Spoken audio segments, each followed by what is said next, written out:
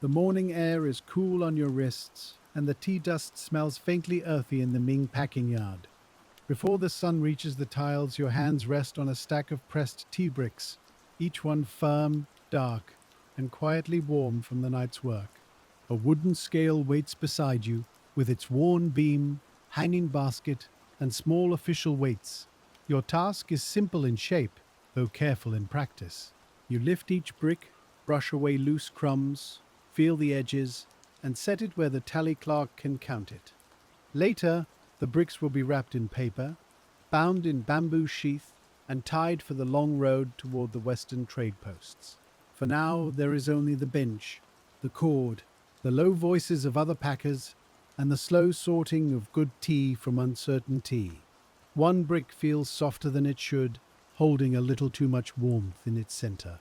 So the day begins with a small pause, and with the quiet question of what a careful packer does next. You do not put the brick into the counted row. You turn it once in both hands, letting your thumbs rest along the pressed edges where a well-dried brick should feel steady and almost cool.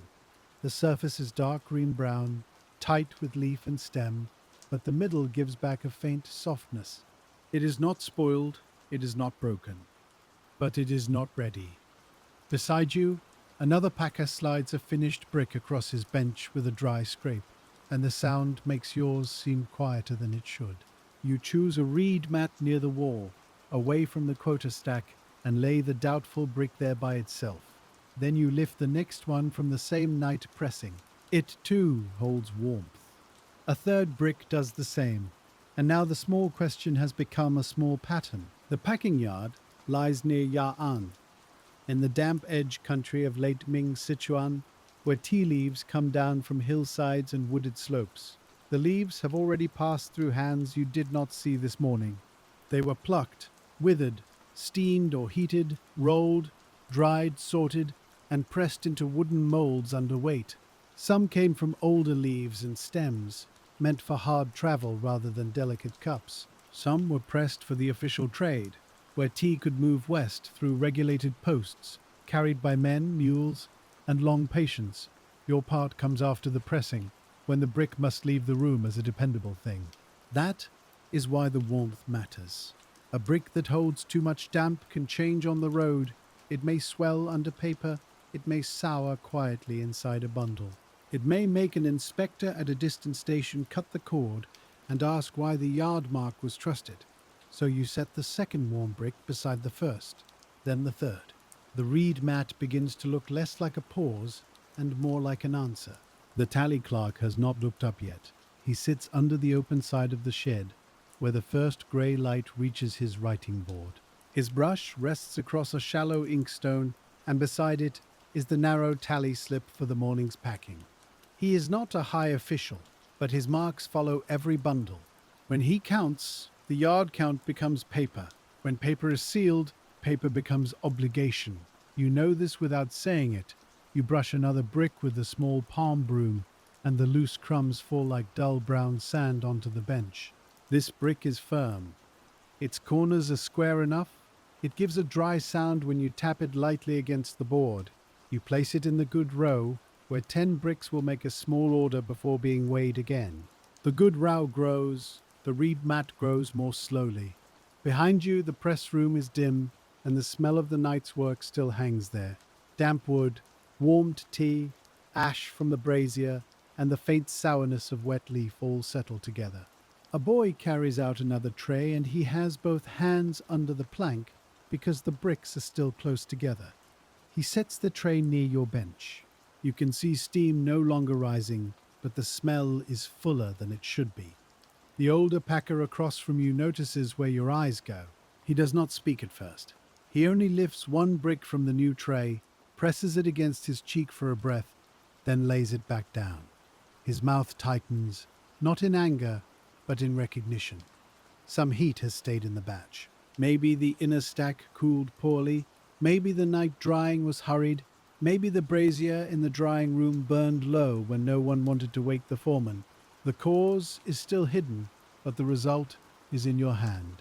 You have a choice now.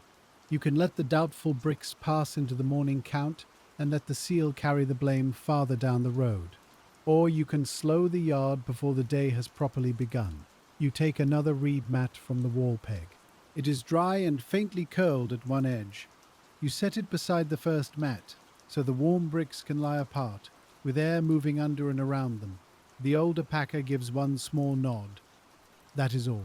No speech is needed for a decision that costs time. The clerk hears the mat being dragged across the packed earth. His brush stops. He looks over the top of his board, first at the good row, then at the mat, then at your hands. He asks softly, "How many are waiting there?" You say 5. Then you lift another brick and correct yourself.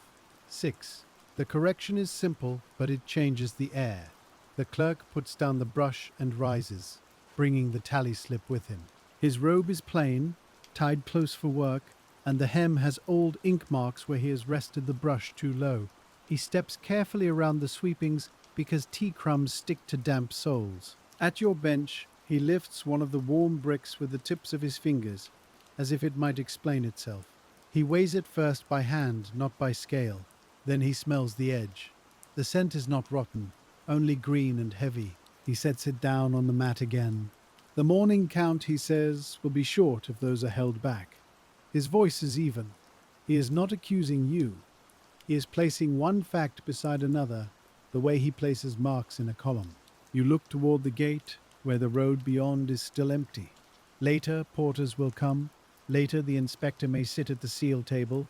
Later, the bundles must be ready in rows, not scattered on reed mats like unfinished thought. But now, in the grey hour, the only honest thing is to keep the doubtful bricks apart. You tell the clerk they should air before weighing. He looks at the older packer. The older packer taps one brick with a knuckle, waits, and listens to the dull answer. He says they should not carry the yard mark yet. That settles it, not with drama, but with the weight of someone who has packed too many seasons to ignore a quiet warning. The clerk returns to his board and draws a small note beside the expected number. A note in the margin is a little thing. Still, it means the day has begun behind. The official quota does not become smaller because tea is damp. The Western Dispatch does not wait because one corner of the drying room held its heat too long. You sweep the bench again. You lift a good brick. You place it in the hanging basket of the wooden scale. The scale beam settles, rises, then steadies. The small iron weight hangs from its cord, dark from many hands. The clerk watches the mark. He says the weight is near enough, and you move the brick to the counted row.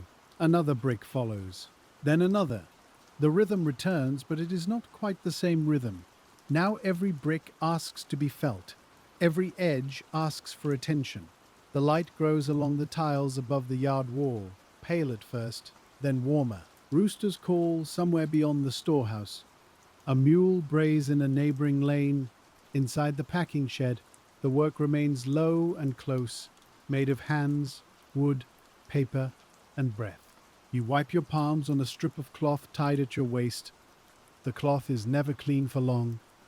Tea dust darkens it in patches. So does the fine powder from old bamboo sheath and the grey touch of hemp cord. The first proper stack for the tally reaches 10. The clerk counts aloud. Not loudly, but clearly enough for the bench to hear. 1, 2, 3, and onward. Numbers in a packing yard are not quick things. They must be slow enough to be shared. When he reaches 10, he marks the slip. The brush moves with a faint tick at the end of each stroke. You begin the next stack. The warm bricks on the mat sit to your left, separate from the count. You keep noticing them without looking straight at them. That is part of the work too. A careful packer holds two places in the mind, the thing in the hand and the thing set aside.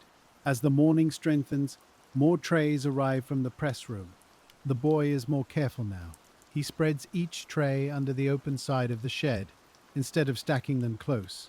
The older packer tells him to leave space between planks. The boy obeys quickly, because no one wants another warm center hidden under the top layer. A small change has traveled from your hand into the whole yard. This is how work changes most often. Not by command, not by shouting, by one doubtful brick being laid on a reed mat where everyone can see it. The foreman comes in after sunrise. He is an older man with a narrow beard and sleeves tied back. He carries the smell of the outer yard with him, damp earth and morning smoke. He looks at the good stacks first, then he looks at the mats. The clerk explains in a few words: night pressing, held warmth, set aside before count. The foreman squats, which makes his knees crack softly. He lifts a brick, presses both thumbs into the broad face, and waits. The surface does not break, but it remembers the pressure for a moment before it comes back. He sets it down. He says the batch will air. Then he says the quota will not air with it. This is not a joke. It is the shape of the day. If the doubtful bricks cannot be used now, good ones must be found from another rack, or the packing benches must work faster. The clerk turns the tally slip over and checks yesterday's reserve. There are bricks held for a later dispatch, stacked in the inner store with dry straw between layers. They were not meant for today. Using them now would move trouble forward into another day, but sending damp bricks west would move trouble farther and make it harder to call back. The foreman asks, how many have been set aside? You answer 9 now. The number has grown while he was speaking. He closes his eyes for one breath. Then he tells the boy to bring a tray from the reserve rack. The choice is made, the morning's shipment will be protected, and tomorrow's work will inherit the gap. That is often how a yard survives. It borrows from its own future, gently, and hopes tomorrow has enough room. The reserve tray arrives with a different smell, drier, flatter, less green. The bricks are slightly cooler than the air, because the inner store holds the night inside its walls. You feel the first one and know it will pass. There is relief in that, but not much. Relief does not wrap bundles. Hands do. The clerk begins a new mark on the slip, noting the reserve bricks brought forward. His brush hesitates because the wording matters. A government-supervised yard is not only a place of labor, it is a place where labor must be explained afterward. In Ming Sichuan, tea could be tax, trade, duty, and promise, all at once. Some of it moved through channels tied to frontier exchange, where tea met horses, wool, salt, hides, and the long needs of border life. Not every brick traveled the same road. Not every road was under the same hand. But the bricks on your bench are meant to be watched. They will pass through gates and stores. They will be counted by men who never smelled the damp press room. Those men will trust the wrapper. They will trust the knot. They will trust the seal that says the yard did what it claimed. So you return to the scale. The approved weight is not a single feeling in the palm. It is a measure held in wood and cord, compared again and again until the body learns it. You place a brick in the hanging basket. The beam dips. The clerk slides a small weight along the marked arm. The beam steadies just above level. He lowers his chin and marks it good. You remove the brick and set it with its companions. The next brick is a little lighter, not badly light, only enough that the beam settles too high. You brush its corners and try again because crumbs clinging to the side can mislead the touch, though not usually the scale. It still sits light. You look at the clerk, he looks at the brick, then he looks toward the warm mat. The trouble has changed shape. Some bricks hold too much moisture and weigh heavy for the wrong reason. Some have dried enough to feel firm but have lost more weight than the measure allows. Together, they could make a tally look balanced while the actual shipment is uneven. This is the kind of error a ledger does not see by itself. A column of numbers can be neat while the goods beneath it are not. The clerk draws the light brick aside, not with the warm ones, not with the good row. A third place is needed now. You clear the end of the bench, lay down a strip of old wrapper paper, and place the underweight brick there. The older packer watches, then adds another from his own bench. It has a chipped corner hidden under loose dust. The day divides into piles, fit for immediate packing, fit after airing, fit only for lesser use, local sale, or reworking. The categories are not written on signs. They are known by where the hands place things. This slows everything. The scale is no longer a gate that each brick passes through in one motion. It has become a place of judgment. Lift, brush, feel, weigh, listen. The light brick does not accuse anyone, and yet it makes the bench feel more awake. It shows that the morning is not only late, but uneven. The clerk brings the tally board closer, so he can compare the expected rows with the little groups forming around you. The board is a flat piece of wood, rubbed smooth by sleeves and fingers, with narrow slips tied along one edge. Each slip holds a count, a source batch, and sometimes a short note about drying, storage, or reserve. The writing is small because paper is not wasted when a few careful marks will do. You see the clerk's brush hover above one empty space, while he decides what kind of trouble this is. If the brick is simply light, it can be marked down. If the whole batch is uneven, the mark must follow the batch. Those are different things. One is a pebble in the shoe. The other is a road that must be walked with more care. The clerk asks which tray the light brick came from. You point to the second tray from the night press, the one that arrived with a fuller smell. The older packer adds that his chipped brick came from the same tray. The clerk makes a short sound in his throat, not quite a sigh, and ties a bit of red thread to the handle of that tray. In the yard, a red thread is a quiet warning. It does not stop the work. It slows the hand. You and the other packers begin taking bricks from that tray one at a time, instead of working across several trays at once. The bench becomes more orderly because it has to be. Good bricks move to the right. Warm bricks go to the reed mats. Light or damaged bricks stay on the paper strip near the end. A few heavy bricks form a fourth little place, though nobody names it at first. They look good. They feel firm on the corners, but the scale tells a softer story. One of them pulls the basket down too quickly, making the bean dip below its mark. You lift it out and hold it between both palms. It has the same deep color as the others, and the stamped mold line is clean along one face, but it feels a little dense, as if the moisture has not finished leaving the center. The older packer takes it from you and presses it near his ear. He does not expect to hear a sound exactly. He listens for the dullness that belongs to damp compressed tea.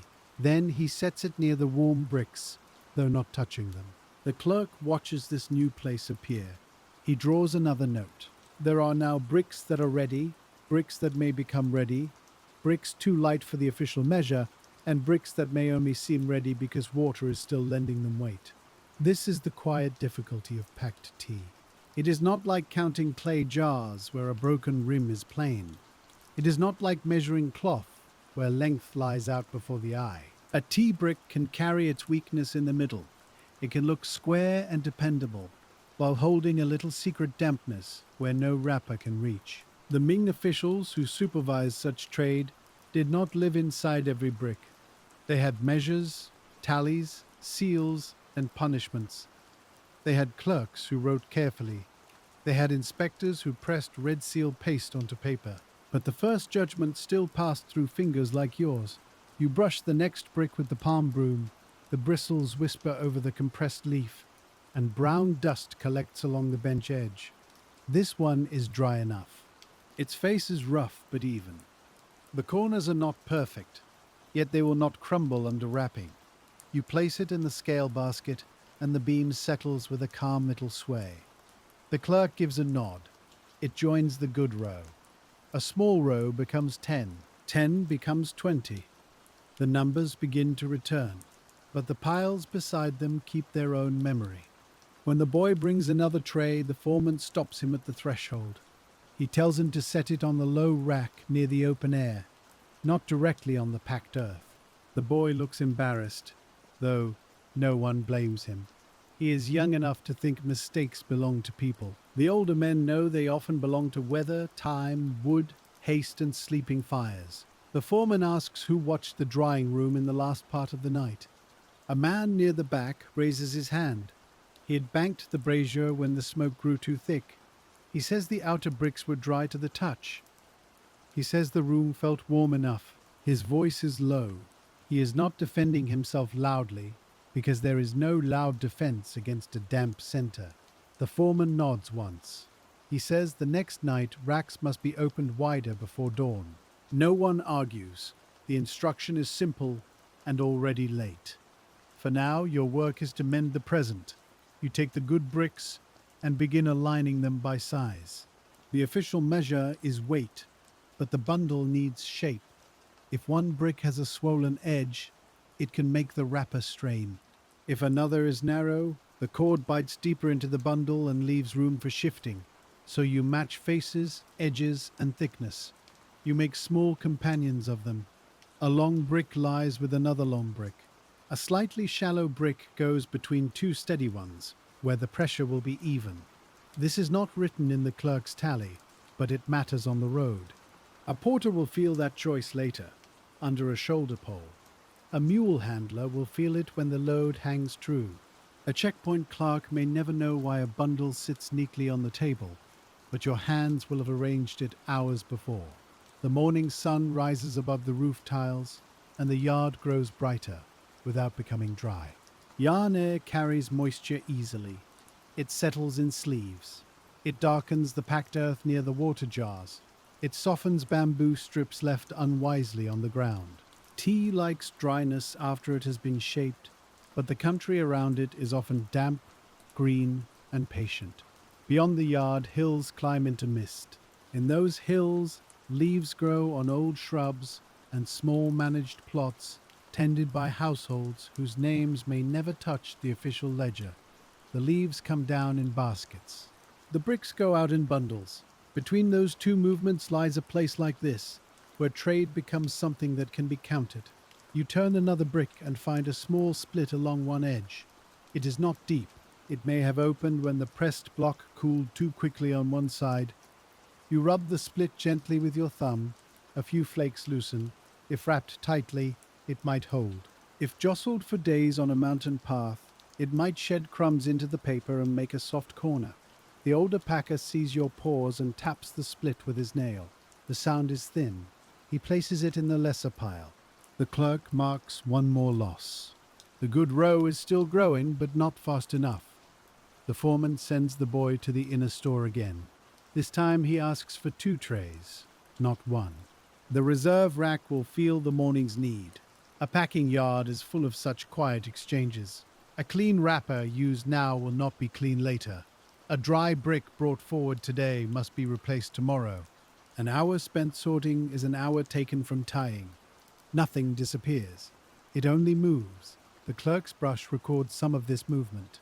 Your shoulders record the rest. By mid-morning, the first steam from the kitchen corner begins to drift across the yard. Rice is warming in a pot. Pickled greens sit in a covered jar, sharp and salty.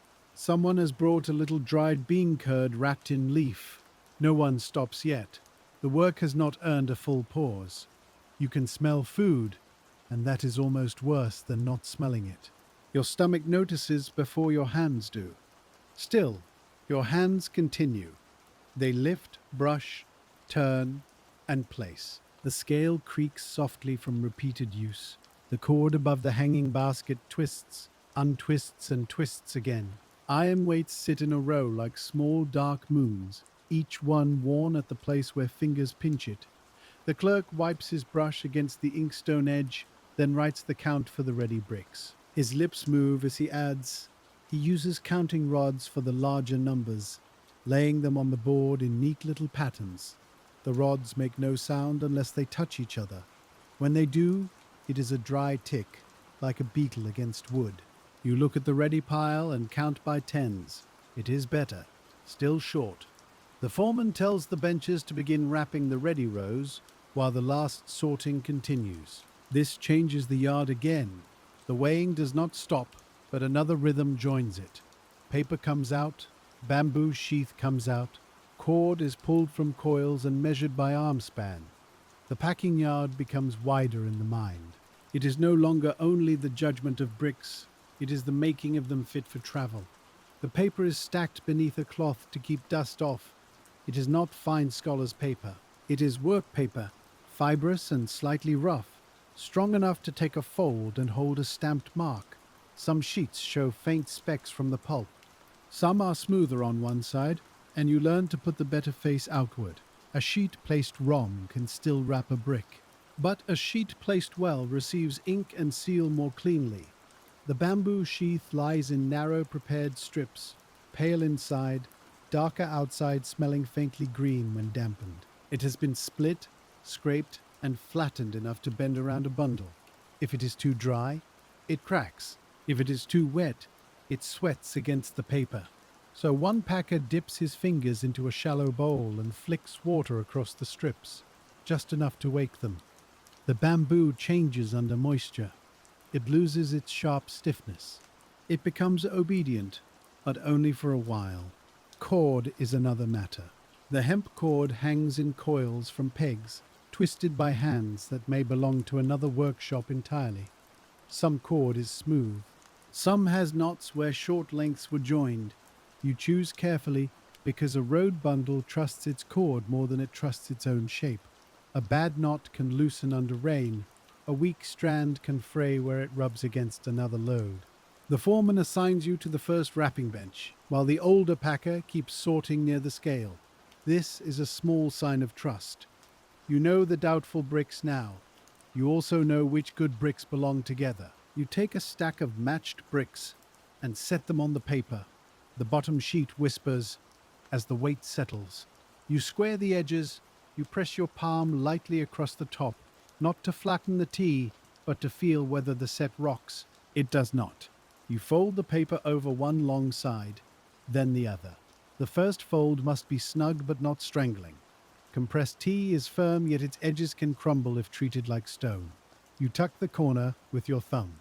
You turn the stack. You fold again. Each motion is old, even if this particular bundle is new. Fold, press, turn. Smooth. The words sit inside the hands. The bamboo sheath goes around the paper next. You lay the strip along the long face, pull it across, and let it curve over the edge. It holds the bundle like a second skin. Another strip crosses the first.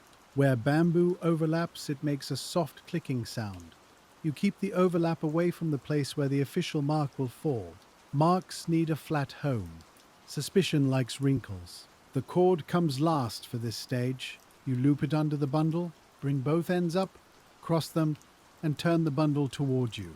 The cord tightens with a low rasp. Not too tight, not loose. A tight cord cuts the wrapper and bites the T. A loose cord becomes a road problem. You test the pressure with 2 fingers beneath the line. If your fingers can barely enter, the cord is close. If they slide easily, you retie. If they cannot enter at all, you have punished the bundle. The first wrapped bundle sits before you, plain and square. It is not sealed yet. It is not official yet. But it has begun to look like something the road can accept. You set it on the bench where the clerk can see it. He notes the bundle number, the source rows, and the fact that reserve bricks were included. His brush marks one small character more heavily than the others. Ink thickens where thought slows. The second bundle goes faster. Then the third. Your hands remember the width of the paper. They find the cord length by reach, not by sight. The body is a measuring tool too, though no official writes that down.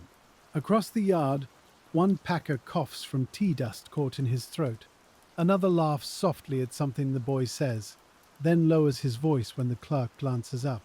Jokes in a supervised yard do not travel far. They live near the bench and die before the sealed table. Still, they matter. A small laugh can loosen the shoulders. A remark about stubborn bamboo can make an hour pass with less weight. The older packer sometimes judges a brick by tapping it twice against the heel of his palm. A good brick gives a short, dry answer. A damp brick answers like clay behind cloth. He says nothing poetic about it. He simply hears what years have taught him to hear. At midday, the foreman allows a short meal. The wrapped bundles are moved to raised planks beneath the awning. The unwrapped good bricks are covered with cloth. The doubtful mats remain open to air, because covering them would keep their problem close. You wash your hands in a basin where the water turns brown at once. Tea dust clings beneath the nails and in the little lines of the knuckles. Even after rinsing, the smell stays. It is in the skin. Rice is served in plain bowls. The pickled greens are sour enough to wake the mouth. You eat sitting on a low board near the wall, where the shade holds a little coolness. No one speaks much at first. Work has a way of using the morning's words. The clerk eats separately but not far away. He keeps the tally slips beside him, weighted with a smooth stone so the damp air will not curl them. His bowl rests on his knee. He reads while he eats, moving his eyes from one line to the next. You wonder if numbers taste different when they are eaten with rice. Probably not. But they must follow him into every meal. The foreman drinks hot water from a cup with a chipped rim. He watches the reed mats. The warm bricks are cooler now, but cooling is not drying. A brick can lose surface warmth and still hold dampness where the press made it tight. Sun reaches one corner of the mat. He moves the bricks out of the direct light. Too much heat on one face can make the outside lie. Slow air is better. A packer beside you says tomorrow will be long. No one disagrees. Today has already borrowed from it. After the meal, the yard is quieter for a short while. Bodies return to motion slowly. The first cord pulled from the coil sounds louder than before. The scale beam, left still during the meal, seems reluctant when it moves again. Then the routine gathers itself. Bricks are weighed, bundles are wrapped, the clerk counts. The foreman watches the material piles, because now another shortage begins to show. The clean paper stack has gone down faster than expected. This is partly because of the rejected warm bricks. It is partly because of the resorting. But it is also because some wrappers have been used twice for checking and temporary holding, and a few have picked up smudges from damp benches. Work paper is cheap only when there is enough. When the stack lowers, every sheet becomes a decision. You smooth one sheet across the bench and see a small tear near the edge. If folded inward, it might be hidden. If the tear spreads under the cord, the wrapper could open on the road. You set it aside for inner padding. The foreman sees, and his eyes move to the remaining pile. He says to use the older stock from the storage chest. The boy opens the chest with both hands. The paper inside is drier but yellowed at the edges. It has been stored through damp days and smoky ones. Some sheets carry a faint smell of the chestwood. You test one between thumb and forefinger. It holds. Not handsome, but sound. That is enough for inner layers, though perhaps not for the face that takes the yard mark. The official mark waits in a wooden block near the clerk's board. It is not the inspector's seal. It is the mark of the yard, the working sign that tells where the bundle was packed, and under which account it entered the dispatch. The block is carved in reverse, its characters darkened by old ink. It has a handle polished by many palms. When pressed well, it leaves a clear black mark on paper. When pressed poorly, it leaves doubt. Doubt can grow legs on a road. At a checkpoint, a blurred mark can mean damp paper, careless work, worn carving, or an attempt to pass goods under a false name. Most of the time it is only damp paper or a tired hand, but officials do not always meet doubt gently. So the mark must be clear. After several bundles are wrapped, the clerk calls you over. He has stamped one wrapper as a test. The mark is uneven. One side is dark and full, the other fades, as if the paper drank the ink in patches. He frowns at the block, then at the paper. You touch the stamped sheet near the edge. It is slightly cool. The old stock from the chest is drier to the hand, but perhaps the outer surface has taken moisture from the air since being opened, or perhaps the block has worn along one carved line. The clerk inks the block again. He presses it onto a scrap from the first paper stack. This mark is better, but still not clean at the lower corner. The foreman comes close. He wipes the block gently with a cloth, clearing tea dust from the carved grooves. A thin paste of ink and dust has gathered where the lines are smallest. He uses a bamboo sliver to clean one corner, careful not to damage the wood. The next stamp is nearly right. Nearly is sometimes enough for a storage tag. It is not enough for an official road bundle. The clerk sets the block down beside the inkstone and lets the wet character darken in the air. He does not speak for a moment, because a mark must be judged while it is still fresh. The paper lies flat on the bench, but one corner has lifted slightly, like a leaf after rain. You lean closer, and you can see where the lower stroke has blurred into the fibers. It is not much. It is enough. You take the bundle back from the clerk before the inspector's assistant has reason to notice it. The cord is still clean. The bamboo has not fully settled into its bend. The wrapper, though, has already received its doubtful mark, and that changes what must be done. You slide your knife under the cord, not cutting, only lifting the knot loose with the blunt back of the blade. Cord should not be wasted if it can be saved. But cord remembers pressure. Once it has been pulled hard around a bundle, it keeps a small curl, and sometimes that curl refuses to lie straight again. The knot comes open. The bamboo sheath eases back with a quiet crackle. You unfold the paper carefully because the bricks inside are good, and the problem belongs only to the covering. The blurred sheet cannot face outward now. It may be kept for padding. It may line a box. It may wrap something that will not pass a road clerk's eye, but it will not carry the yard mark west. The clerk watches you set it aside, and his face shows the small pain of seeing a usable thing become less useful. Materials in a packing yard are never only materials. They are time, they are account, they are permission to finish. You take a better sheet from the first stack, one of the smoother ones held beneath the cloth. There are fewer of them now. Your fingers pause over the edges, choosing without seeming to choose. A sheet with straight grain, a sheet without damp spots, a sheet that will not drink the ink too quickly. You lay it out and set the bricks down again, making the stacks square by touch. The wrapper folds over the long face. Your thumb presses the crease. The paper makes a dry, honest sound this time. The bamboo is used again because it does not crack. You dampen one stiff end with the side of your finger, not enough to soak it, just enough to bend it back into obedience. The cord goes around once more. It is slightly shorter now because of the old knot's memory. You tie it with care, pulling the ends evenly so the line lies straight across the wrapper. When the clerk stamps this bundle, he does it slowly. He inks the block with less pressure. He wipes the bottom edge once. Then he lowers it onto the paper and holds it there through a full breath. The mark lifts clean. Not perfect. Clean. The foreman nods. The clerk sets the bundle in the row that will wait for the inspector's seal. The rejected wrapper remains near your elbow, its blurred yard mark like a small cloud of ink. No one scolds it. No one throws it away. It simply changes place in the day. After that, the stamping becomes its own quiet watch. Every few bundles, the clerk tests the block on a scrap. Every few bundles, you run a hand over the wrapper face to feel for dampness or grit. A grain of tea dust under the paper can make a raised point. A raised point can catch the block unevenly. A smear can become a question. So you begin wiping the bench more often. The rag grows darker. Your palm grows drier. The work becomes slower but steadier. Other packers notice, and their benches change too. One man turns his wrapper sheets face down to keep dust from settling on the outer side. Another lifts the bamboo strips from the packed earth and lays them across a spare plank.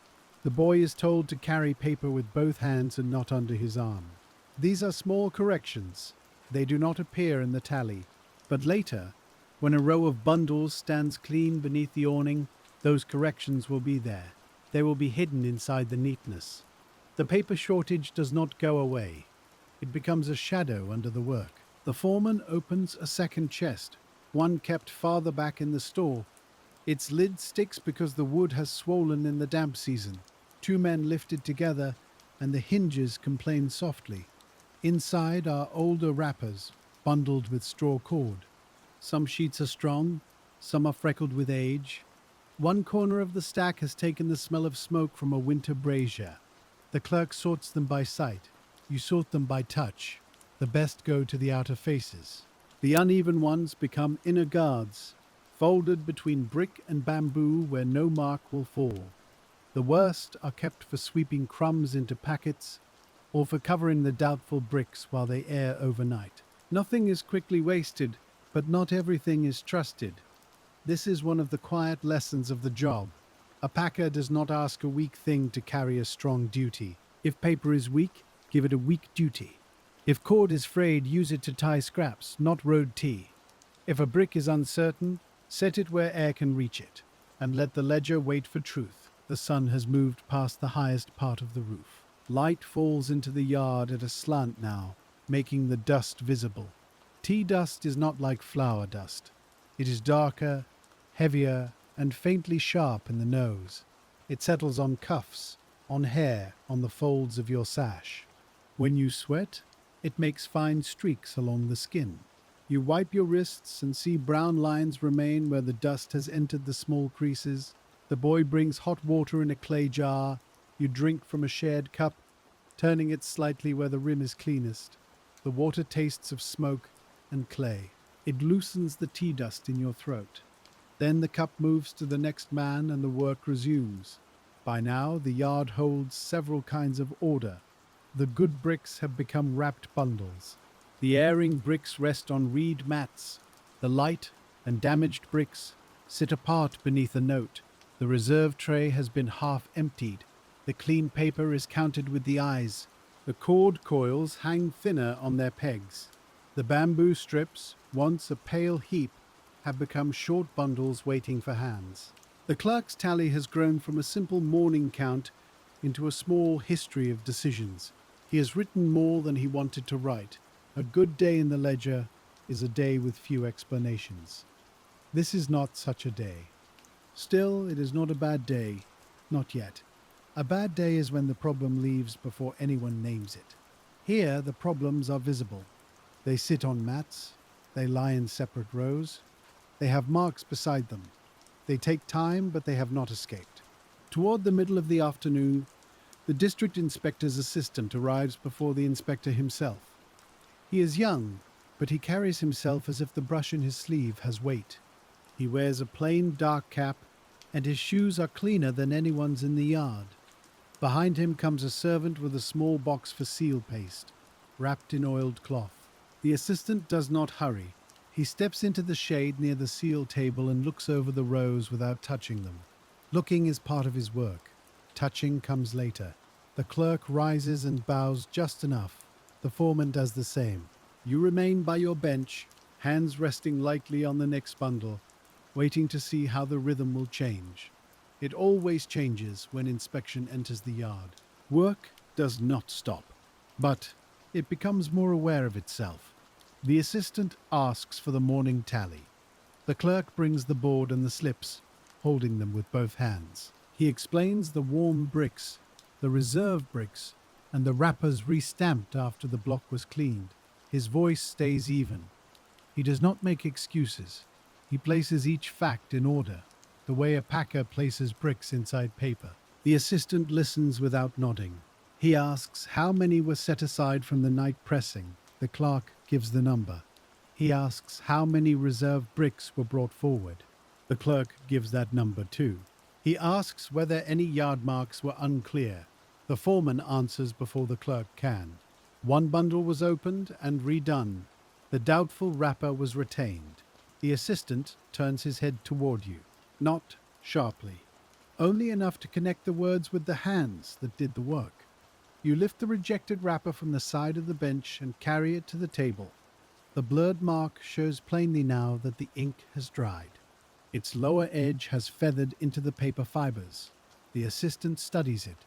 He touches nothing at first. Then he presses one fingernail near the mark and tests the surface. The paper is no longer damp. The mistake has become fixed. He looks at the clean bundle that replaced it. The clerk presents that as well. The assistant compares the two marks, one cloudy, one clear. The difference is small to a hurried eye. It is large to a supervised road. He folds the rejected wrapper inward, mark to mark, and sets it beside the tally board. He says it should be kept until the inspector has seen it. That is not a punishment. It is a record. The foreman accepts this with a small bow. You return to your bench with the odd feeling of having handed over a mistake that was already repaired. Some errors end when they are corrected. Others remain as proof the correction happened. The yard must keep both. A little while later, the inspector arrives. He is not dressed richly, but he has the settled look of a man whose permission can open a gate. His robe is clean and dark. His beard is trimmed. A servant holds an umbrella above him. Though the sun is mild and the sky is only beginning to gather cloud, the inspector's eyes move slowly over the yard. He sees the piles. He sees the reed mats. He sees the bundles under the awning. He sees the clerk's board, the seal paste, the scale, and the paper stacks. A yard under inspection becomes a map of its own behavior. Nothing hides well in open daylight. The inspector sits at the seal table. The servant places the paste box to his right. The assistant lays out the tally slips, the rejected wrapper, and a clean cloth. The seal itself is kept wrapped until needed. It is heavier than the yard block. Its handle is worn, but not carelessly. Its face carries authority that does not belong to the wood alone. When that seal touches a wrapper, the bundle changes in the eyes of the office. Before sealing, a bundle may be opened, corrected, rewrapped, or refused. After sealing, opening it becomes another matter. It is no longer only work. It is an offense against the mark. Everyone in the yard knows this, even those who never read the written rule. The inspector asks first to see the set-aside bricks. This is not what anyone wants, but it is what must happen. The foreman sends you and the older packer to bring them forward on the reed mats. You lift one end, the older packer lifts the other. The mat flexes under the weight. The warm bricks have cooled, and some surfaces feel drier than before, but the air around them still holds the green, heavy smell of unfinished drying. You set the mat before the seal table. The inspector does not lift a brick at once. He looks at their spacing. He looks at how they were kept apart. Then he asks who first set them aside. The clerk looks towards you. The foreman names you. The inspector's eyes settle on your hands. He asks what you felt. You answer simply, warm centers, softness under the thumb, a dull sound when tapped. You do not add more than you know. In a yard like this, too many words can make truth look decorated. The inspector lifts one brick, holding it flat in both hands. He presses near the center. He presses near the edge. Then he gives it to the assistant, who weighs it on the scale. It sits heavy, not enough to condemn it forever, enough to keep it from this road. Another brick is tested, then another. Two are firm enough after airing, but their weight still tells the same story. Moisture has not finished leaving them. The inspector returns them to the mat. He asks whether the reserve bricks have replaced the count. The clerk points to the wrapped row and explains which bundles contain reserve stock. The assistant follows the tally with his finger. Ink, paper, cord, brick. Each must agree with the others. When they do not agree, someone must say why. The inspector listens. Then he asks to see the light and damaged pile. Those bricks are brought forward too. They look less troubling than the warm ones at first glance. A light brick can look clean. A chipped brick can hide its fault against a neighbor. A split can be small enough to miss. But once separated, they become what they are. The inspector taps one split edge, and a few flakes fall onto the table. He does not frown. He only tells the assistant to mark them for lesser use. They will not carry the dispatch seal. The yard loses a few more bricks from today's ambition, but the road gains a cleaner load. Then comes the slow count of the approved bundles. This is the part your body knows, though inspection changes its pace. You lift a bundle from the waiting row. You bring it to the seal table. You set it down with the mark facing the inspector. The clerk reads the bundle number aloud. The assistant checks the tally slip. The inspector turns the bundle slightly, looking at the paper, the bamboo crossing, and the cord. He does not unwrap. He cannot see inside. He reads the outside like a man reading weather from a courtyard wall. Paper smooth, cord even. Yard mark clear. No swelling, no damp shine. No suspicious softness at the corners. He nods. You carry the bundle to the sealing place, a clean plank just beyond the table. The assistant opens the paste box. Inside is red seal paste, thick and slightly glossy, made from cinnabar pigment mixed with oil and fibers. It has a mineral smell under the oil. The assistant stirs it with a small spatula, turning the paste until its surface shines evenly. The seal is pressed lightly into the paste first. Too much paste smears. Too little leaves a pale mark. The assistant tests it on a scrap. The inspector waits. No one fills the silence. A good seal is not rushed because men are hungry, or clouds are gathering, or a shipment is late. It is pressed in its own time. The first approved bundle lies before the inspector. He aligns the seal over the prepared space, avoiding the bamboo overlap and the cord line. He lowers it with both hands. There is a soft pressure, not a sound exactly, but the feeling of something being finished. He holds it there. Then he lifts. A red square remains on the paper, wet, bright, official. For a moment, everyone looks at it. Not because it is beautiful, though in a way it is. Because after that mark, the bundle belongs to a stricter world. You carry it to the official row and set it down on raised planks. You do not let the fresh seal touch another bundle. The paste needs time to skin over. The second bundle is brought. Read aloud. Checked. Turned. Nodded through. Sealed. Placed. The rhythm forms. Lift. Read. Check. Turn. Seal. Carry. Set. Each word could be a footstep. Each footstep moves the yard from making into accounting. The inspector asks about the morning shortage after the fifth bundle. He has the answer already in the slips. Still, he asks. The clerk explains again, more formally. A portion of the night press was held back for heat and dampness. Several light or damaged bricks were separated. Reserve bricks were brought forward to complete the dispatch count. One wrapper with an unclear yard mark was removed and retained. The inspector looks at the foreman. The foreman confirms. The inspector looks at the older packer. The older packer gives one brief nod.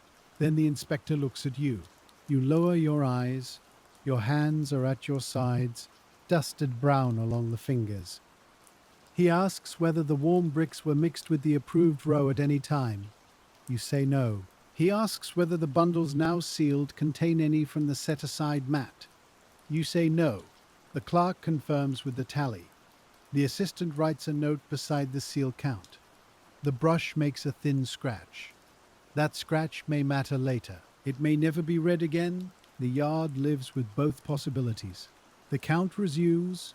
Clouds begin to gather beyond the roofline. You can see them only when you turn toward the awning. The light has gone softer, not dark, just filtered. The air feels closer against the skin. Yarn is used to wet breath from hills and rivers, and no one trusts an afternoon sky for long. The foreman sees it too.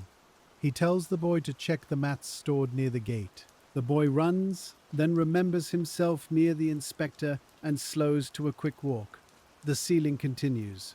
The inspector works carefully but not slowly enough to waste the day. He has done this before. His hands know the weight of the seal. His assistant knows when to refresh the paste. You learn to watch the paste by its shine, because a dull surface gives a broken edge. When the red begins to thicken, the assistant folds it inward with the spatula, slow as turning dough. The inspector does not speak while this is done. He rests the seal face down on a clean scrap, away from dust, away from careless sleeves. You stand near the plank with the next bundle in your arms, feeling the weight settle against your forearms. The cord presses a faint line into your skin. The bundle is not heavy in the way a stone is heavy. It is heavy in the way a promise is heavy. It has passed through leaf gatherers, boilers, rollers, mold men, drying racks, clerks, and now your hands. Soon it will pass beyond the yard. The inspector glances at the sky once, then returns to the wrapper before him. He does not let the clouds hurry the seal. That steadiness changes the room in a small way. Even the boy by the mat stops shifting from foot to foot. The next seal falls clean. The red square sits bright against the work paper, its edges sharp enough to satisfy the assistant. You carry it carefully, holding the bundle level. Fresh paste can smear if one sealed bundle brushes another. A smear might look like rain damage later. It might look like tampering. so the sealed bundles are set apart with narrow spaces between them, like bricks cooling after firing. The row grows slowly. Each finished bundle takes its place on the raised planks beneath the awning. The first few seals darken as they dry. The red turns from wet brightness to a deeper, steadier color. You can smell the paste faintly when you lean close. Mineral, oil, and paper. It is not a smell of tea, but by afternoon it belongs to tea just the same. The clerk reads every number aloud. His voice grows rougher, but he does not shorten the words. A rushed number can split itself in the ear. A split number can become two different counts by evening. So he speaks plainly. The assistant answers each count before the inspector seals. The foreman watches the sealed row, counting silently with his thumb against his finger joints. You move between bench and table, table and plank. Lift, wait, set, return. The pattern fills the body until there is little room for other thought. Then the inspector pauses over one bundle longer than the others. It is not the yard mark. That mark is clear. It is not the cord. The cord lies well. His finger hovers near one corner where the paper rounds slightly over the brick beneath. You feel your shoulders become still. The assistant leans in. The inspector presses the corner lightly. The wrapper gives a little, then holds. He asks which bricks were in this bundle. The clerk looks to the tally. Reserve stock, matched from the inner rack, second tray. You remember that set. Dry, flat-centered, dependable. But one brick had been a little shallow, placed between two steady ones so the bundle would sit square. The inspector presses again, not harder, only longer. Then he turns the bundle toward the light. There is no damp shine, no tear, no loose edge. He nods, and the breath returns to the yard without anyone admitting it had stopped. The seal is pressed, the bundle joins the others. A small thing has passed. Small things pass all day. Some pass because they are sound. Some pass because hands made them sound enough. That is different, though not always visible. The clerk marks the bundle approved. His brush tip has begun to split at the end from long use. He turns it slightly, finds the cleaner edge, and writes on. The inspector's assistant notices the brush and offers another from his case.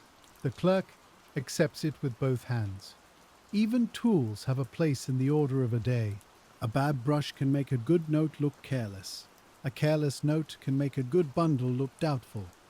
So the new brush is dipped, shaped against the inkstone and put to work. The ceiling moves onward. Outside the awning, the air thickens. The clouds have lowered over the roof. A greyness gathers in the corners of the yard, though afternoon has not yet become evening. The packed earth smells damp before any rain falls. That smell is one everyone recognizes. It rises from the ground like a warning spoken under the breath. The foreman sends the boy to bring extra planks from the side shed. He tells another packer to clear the low place near the water jar, where puddles gather first. No one says rain. The yard is already answering it. The inspector seals the last bundle from the main row. Then he asks for the tally total. The clerk reads the count, including the reserve replacements, the rejected warm bricks, the lesser use bricks, and the wrapper retained for inspection. The assistant checks each note against his own paper. There is a soft brush of sleeve against sleeve. There is the click of counting rods. There is the slow closing of a box lid, then its reopening. Because one total must be checked again. The inspector waits. No impatient shows. Official work is often slow because it must leave behind a shape another man can follow. If tomorrow a question comes from a road station, the answer must already be resting in ink. The assistant reads the final approved bundle count. The clerk repeats it. The foreman repeats it once more, not as a challenge, but as a way of placing it in the yard's memory. The inspector agrees. Then, one by one, the last sealed bundles are moved to the official row.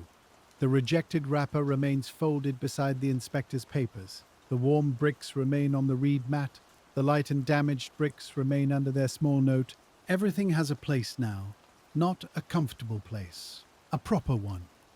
When the inspector rises, the shipment is fixed, Before that moment, the day still had ways to change itself. A bundle might be opened. A brick might be replaced. A wrapper might be redone. Now the seals have dried enough to hold their red faces. Opening them would no longer be correction. It would be a serious act, one that would need permission, explanation, and perhaps blame. You look at the row and feel how still it has become. The bundles are the same size as before, the cords are the same cords, the paper is the same work paper, creased by your thumb, and yet they are not the same. The mark has changed their meaning. The inspector's seal has made each bundle answerable beyond the yard wall. The inspector gives the foreman instructions for keeping the bundles dry until the road carriers arrive. His words are plain: raised planks, covered rows, no direct heat, no stacking against damp earth, no movement without record. The foreman listens, though he knows these things already. Sometimes a rule must be heard aloud so that everyone can stand under it together. The assistant wraps the seal. The paste box is closed and tied. The tally slips are gathered, except for the working copy that remains with the clerk. The inspector looks once more toward the reed mat of set-aside bricks. He tells the clerk to account for them after further airing. Not today. Not under this seal. Then he steps away from the table. His servant raises the umbrella again, though the first rain still has not fallen. The official party leaves through the side gate, slower than the weather, faster than your tired hands would like. For a moment after they go, no one moves. The yard listens to itself.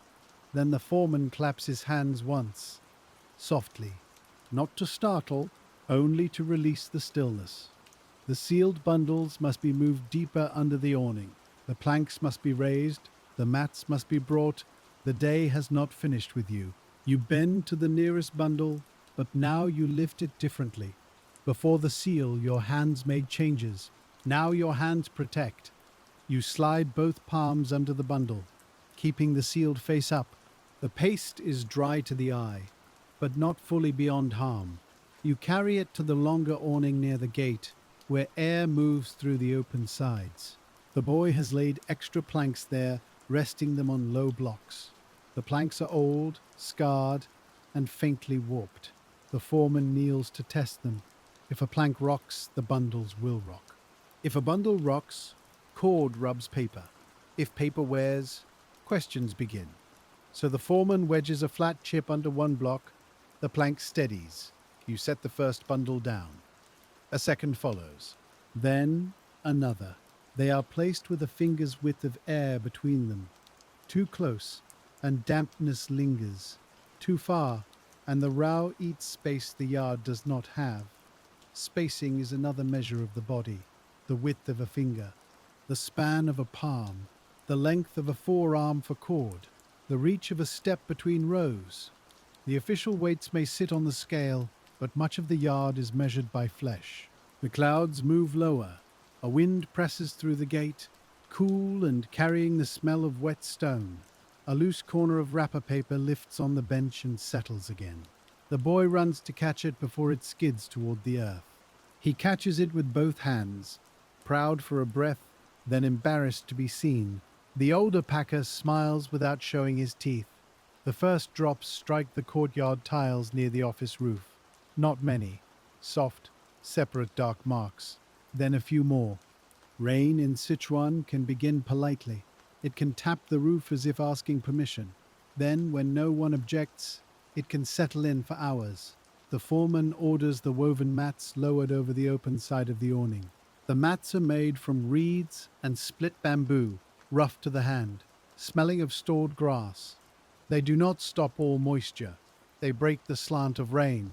They give the bundles a little privacy from weather. Two men unroll them from the beam. The mats fall with a dry rustle. You tie their lower edges to pegs so the wind will not lift them and slap wet fibers against the sealed row. A mat that touches the bundles can do harm by trying to protect them.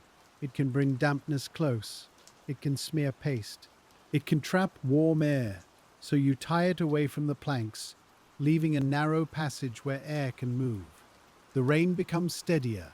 On the tile roof it gathers into a soft, continuous sound. Not loud, not sharp, only present. The yard darkens. The sealed bundles sit under the awning like patient blocks of dusk, their red marks face upward, hidden from the rain but not from worry. You crouch beside the first row and look along the cord lines. No water touches them. The planks are raised enough. The nearest puddle spreads slowly along a shallow groove in the packed earth, then turns away. For now, the row is safe. For now is the phrase the evening gives you. For now, the marks are clear. For now, the air moves. For now, the paper has not swollen. But sealed work can still fail without being opened. That is the lesson that comes with rain. A bundle may be complete and still need watching. A ledger may be correct and still need a dry shelf. A seal may be official and still need a careful hand nearby. The foreman sends you to check the back row where the awning is lower. The rain blows from the east now, slipping through the gap between wall and mat. You feel fine spray on your cheek before you see it. One corner of the last bundle has darkened slightly, not wet through, only touched. You do not pick it up at once. You call the foreman. A sealed bundle should not be moved casually after inspection. He comes, bends, and touches the plank beside it. The plank is damp at the edge. Water has followed the grain inward. The cord is still dry. The wrapper corner feels cool but not soft. There is time. The foreman tells you to lift the whole row, one bundle at a time, and move it to the higher planks. The clerk must mark the movement. That is the new world after sealing. Even protection becomes record. The clerk comes with his board tucked under his sleeve. Rain has made the air too damp for loose papers, so he keeps them weighted beneath a cover. He writes as each bundle is shifted. Not far, only one row inward. But the numbers move. The assistant's tally may later say the bundles waited under the gate awning. The yard's working note must say they were shifted when the rain entered at the east side. It sounds like too much writing for a few steps. Then again, a road question may begin with exactly those few steps. You lift the corner-touched bundle. It is heavier than a single brick, but manageable. Your hands go beneath it, not over the seal. The paper holds. The cord holds. The dampened corner does not spread. You carry it inward and place it where air moves freely from both sides. The next bundle follows, then the next. The clerk murmurs each number and writes it down. The rain thickens. The mat trembles against its ties. Water beads along the outer fibers, gathers, then drops in strings onto the packed earth. A small channel forms near the wall. The boy uses a flat wooden scoop to guide the water away. He scrapes mud into a lip, building a low little bank. It is not fine engineering. It is enough. Much work is like that. Enough to turn water. Enough to save paper. Enough to keep a seal from smearing before it fully dries. The foreman checks the warm bricks on the reed mat. They are under a separate cover now, but not wrapped. He will not let rain touch them. He will not close them in either. They must breathe. He moves the mat deeper into the shed and sets it on two narrow poles so air can pass below. Those bricks have fallen out of the official day, yet they still make demands. A rejected thing is not free of care. Sometimes it needs more care, because no seal protects its place in the world. By late afternoon, the yard is divided into little weather stations, the sealed bundles under the gate awning, the warm bricks near the inner shed, the lesser-use bricks under paper. The cord coils moved away from the open wall. The bamboo strips covered with cloth, so they do not drink too much rain. The clean wrappers return to the chest, except for those already counted for use. Every material responds to dampness in its own language. Paper curls, cord slackens, bamboo swells, tea softens, ink feathers. Seal paste loses its clean edge if touched too soon. You learn to listen to all of them. The foreman decides against using a large brazier near the sealed bundles. Heat can drive dampness from the air, but heat can also wake the tea inside. Too much warmth after sealing would be a second version of the morning's problem. No one wants a dry wrapper around a sweating center. Instead, he orders two small charcoal braziers placed at a distance, near the open passage where air enters. Their task is not to heat the bundles, their task is to take the chill from the wet air and keep it moving. A safe distance matters. A brazier too close can warm one side of a bundle. A brazier too far does nothing. So you and the older packer carry them carefully, one at a time, using iron hooks through the side rings. The charcoal glows low, covered with ash. It gives more breath than flame. The smell is mild, woody, and clean compared with the damp yard. You place the first brazier near the open aisle where the foreman points. He kneels, holds his palm between brazier and bundle, and waits. If he feels heat, it is too close. If he feels only a dryness in the air, it is near enough. He shifts it back half a step, then another inch. The second brazier goes near the far corner where the east rain had entered. You place a clay tile beneath it, so no coal can fall into straw or paper scraps. Every fire in a packing yard is useful and unwelcome. It dries, it warms. It also threatens, so it must be kept low, watched, and treated like a guest who cannot be fully trusted. The sealed row breathes in the small current between mat and wall. You walk along it with your hand open, feeling for air, not touching the seals, not brushing the paper, only feeling. Some places are still, some carry a faint movement. The foreman tells you to open the lower tie of one mat a hand's width. Rain might enter if the wind turns.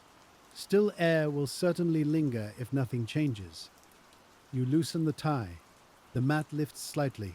A thin line of grey light appears beneath it. Air slips in. The smell of wet earth grows stronger, but so does the movement. The foreman watches the first bundle in that line for several breaths. The wrapper does not stir. The seal does not shine wet. He leaves the gap. Skill often looks like small permission. Let in a little air. Keep out most rain. Warm the passage. Do not warm the tea. Move the row. Do not break the count. Protect the seal. Do not touch it. Each instruction is narrow. Together they make the evening. The clerk has retreated to the drier side of the shed. He keeps his papers beneath an oiled cover when not writing. His ink behaves badly in this air, thickening on the stone, then spreading too readily on paper. He grinds a little more ink, slowly, with circular movements. The sound is almost soothing. Stone on ink, rain on tile, cord against peg, breath in sleeves. You could sleep to such sounds if your hands were not needed. The boy brings more charcoal. The older packer sends him back for drier pieces from the inner jar. Damp charcoal smokes. Smoke clings to wrappers. It settles where damp fibers are open, and it gives the paper a smell that does not belong to tea. So the boy returns with better charcoal, dry pieces kept in a covered jar, and the older packer nods once when he hears the clean click of them in the basket. Dry charcoal speaks differently from wet charcoal. It sounds lighter. It leaves less stain on the air. You feed only a few pieces into the brazier using iron tongs, because a small steady glow is better than a bright hungry heat. The ash shifts, and a dim red shows underneath. The foreman holds his palm above it, then lowers his hand to the height of the bundles, testing the air as if it were cloth. Not hot, only less wet. That is what the sealed row needs. Outside the awning, rain strings down from the roof tiles, bead after bead, each one falling into the same dark line at the edge of the courtyard. The sound grows even. It becomes part of the yard, like the scale beam, like the brush, like the scrape of bamboo on wood. You move slowly between the rows, checking places where water might travel by some small hidden path. Rain does not always fall straight onto what it harms. Sometimes it follows a beam, sometimes it crawls under a plank, sometimes it runs along a cord, gathers at a knot, and waits there with patient weight. You bend near one tied mat and see water collecting above the knot where the reed fibers bunch together. It has not dripped inward yet. It will, if left alone. You untie the lower loop, shift the mat outward by a finger's width, and tie it again so the water falls away from the row. The movement is small. The consequence is not. A single drip repeated through an evening can soften a corner, blur a seal, or make a clerk at the next station ask why a marked bundle looks handled. The foreman notices your adjustment and comes to look. He runs his eyes from the wet knot to the dry plank beneath it. Then he tells the boy to check every lower tie along the awning. The boy moves from peg to peg, crouching, tugging, peering, learning the quiet geometry of rain. The older packer follows behind him without saying much. When a tie is wrong, he points with 2 fingers. When it is right, he leaves it alone. There is kindness in that. A young worker learns not only from correction, but from the places no one touches. The sealed bundles remain still. Their paper faces have darkened slightly in the damp air, not from wetting, but from the evening light and the heaviness around them. The red seals sit like small square embers that have cooled into authority. You do not touch them, you look for shine. A wet seal shines differently from a dry one. Fresh paste has a soft glow, oil rising through pigment. Rain smear has a broken shine, uneven at the edge, and the red begins to spread into the paper like dye in old cloth. You see no smear, only the slow deepening of drying paste. For now, the inspector's mark holds. The clerk calls you over to the dry side of the shed. He has laid his working tally beneath the oiled cover, with only the lower edge exposed where he can make notes. He asks which row was moved inward and which bundles were touched by the east spray. You give the numbers from memory because you carried them. He repeats them before writing. Memory in a yard is useful, but it must become paper before sleep. He writes slowly, pausing after each bundle number, so the ink does not blur.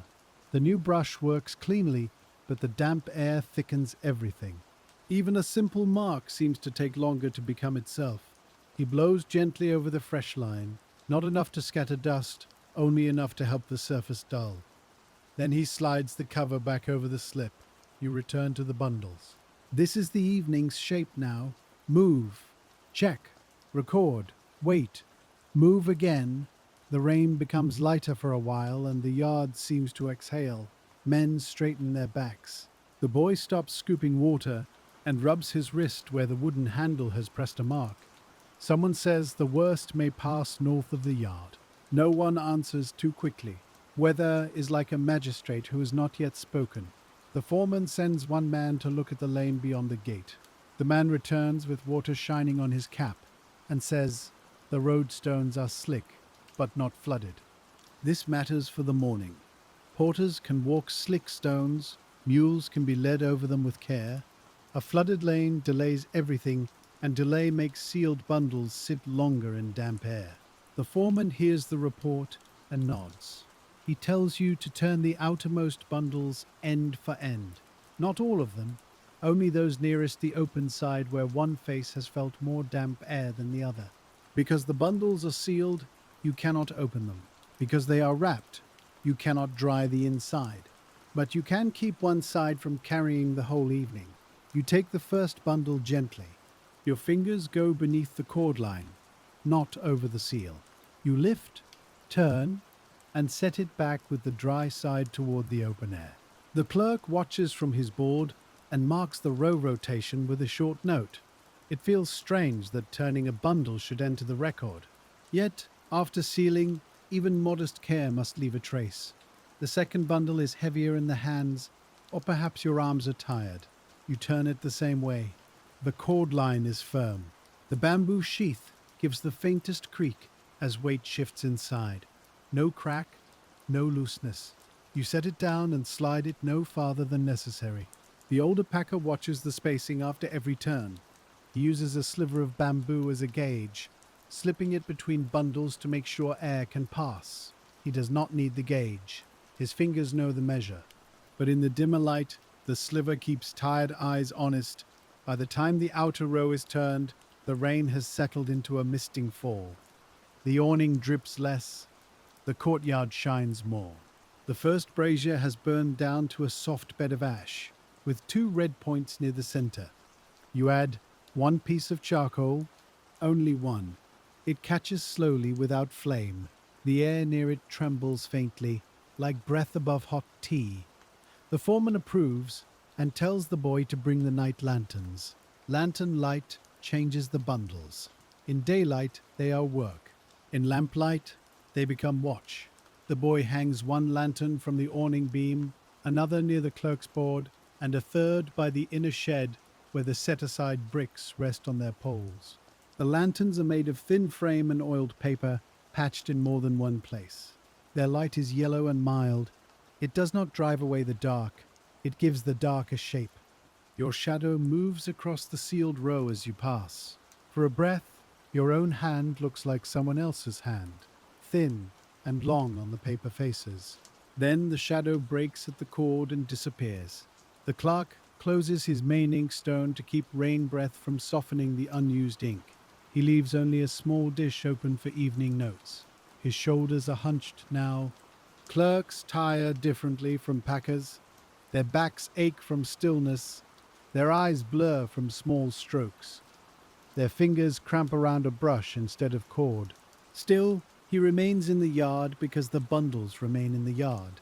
A count cannot sleep while its goods are awake. The foreman divides the night watch. 2 men will stay with the sealed bundles until the road carriers arrive at dawn. 1 man will check the warm bricks twice. The clerk will sleep in the side room with the tally board close, or perhaps only lie there with his eyes closed. You are given the first part of the watch. This is not a punishment. It is trust, and also the result of being the one who first felt the morning's softness. Once a pair of hands has noticed a problem, those hands often remain attached to it. The meal that comes at dusk is smaller than midday. Rice again, a little broth with greens, and a strip of salted vegetable shared from a jar. You eat, standing under the awning, because sitting makes it harder to rise when the foreman calls. The rice is warm, and steam touches your face. For a little while, food changes the smell of the yard. Tea dust, wet earth, charcoal, and rice mingle together. It is not pleasant in a fine way. It is pleasant because it belongs to people working late. You cup the bowl in both hands and let the heat ease your fingers. The fingertips are rough from paper edges and cord. The nails are dark. A thin line of tea dust remains at the base of each nail, no matter how often you rinse. The older packer eats beside you, quiet for several mouthfuls. Then he says the morning bricks were lucky you felt them early. He does not praise loudly. Praise spoken too clearly in a yard can make a man self-conscious. He says it as if naming the weather. You answer that the damp was easy to feel. He shakes his head slightly. Many things are easy to feel after one person has felt them. Before that, they are just weight in the hand. You think about this while the rain taps the awning edge. The work of a packer is not only strength, it is attention before certainty. It is knowing when a thing is not wrong enough to cry out, but not right enough to pass. The bowl empties. The warmth leaves your hands. The first watch begins. The foreman withdraws to the inner room, though he does not really leave. His ears remain in the yard.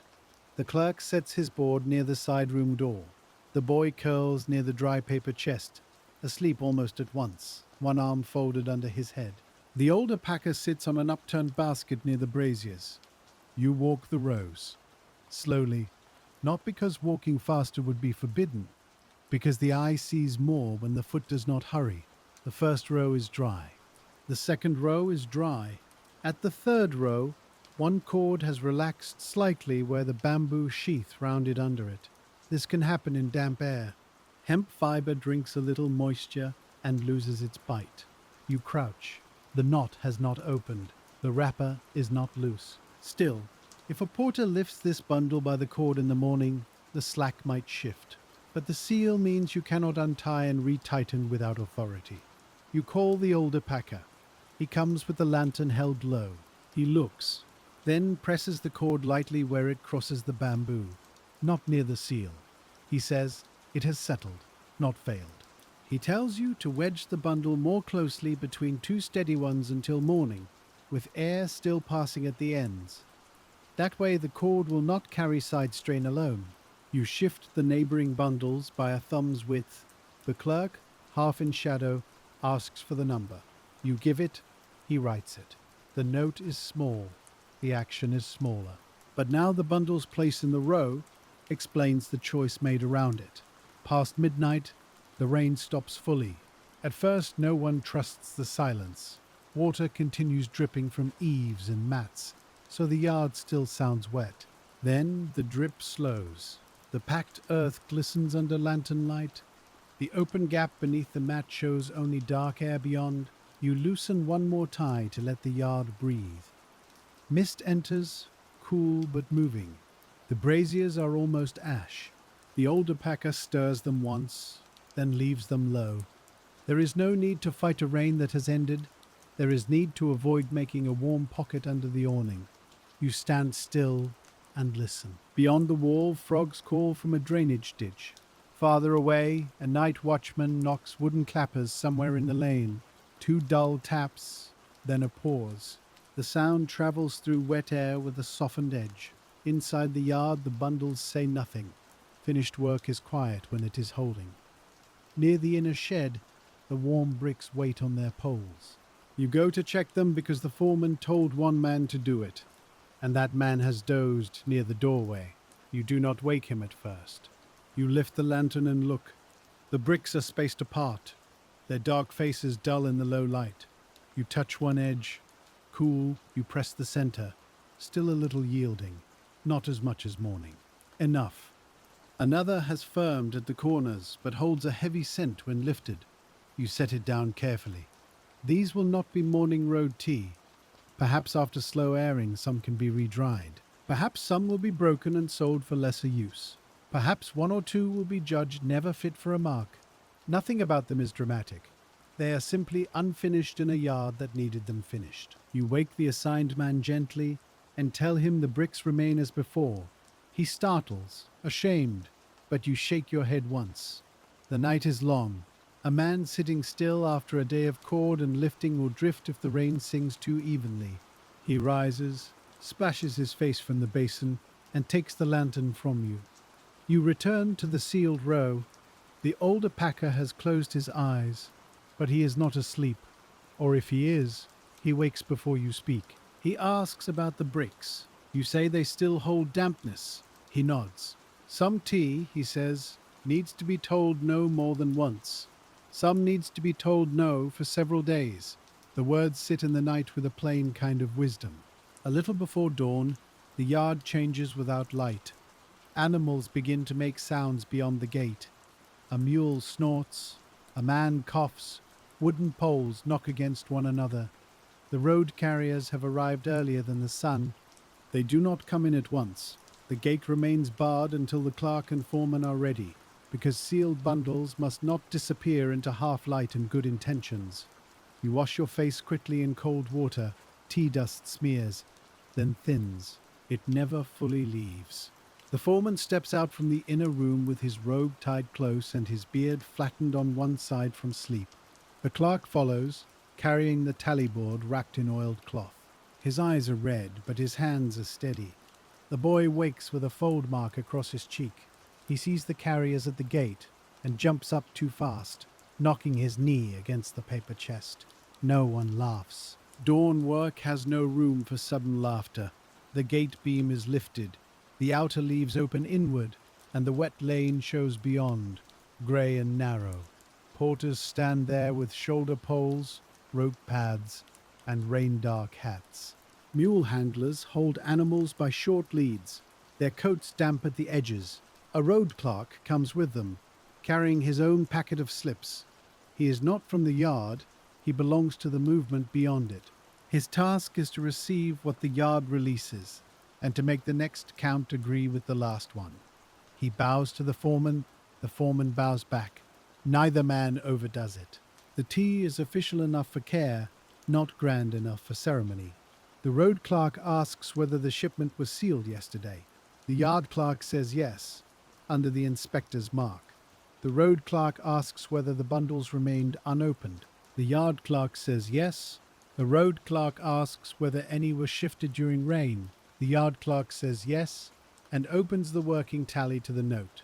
This is why the night writing mattered. The road clerk reads the lines slowly.